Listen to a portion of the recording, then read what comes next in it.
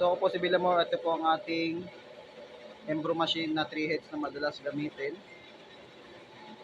na may 30 pieces po na output last week. At ito po ang ating monitor screen. Ito po ang ating needle bar na maayos po magtahi. At ito po ang ating bobbin rewinder. Ito po ang pilon. Ito po yung ibang pilon. At dito po yung ating mga frame po. Yung sa likod po yung ating ABR.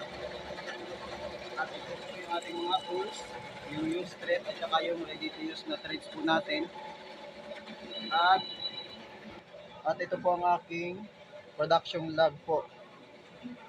At ito po ang aking embroidery inventory report po.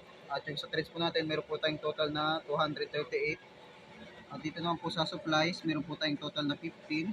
At sa tools po, meron po tayong total na 6. At ito rin po ang ating embroidery machine maintenance report sa month ng January. Ito po yung sa February po.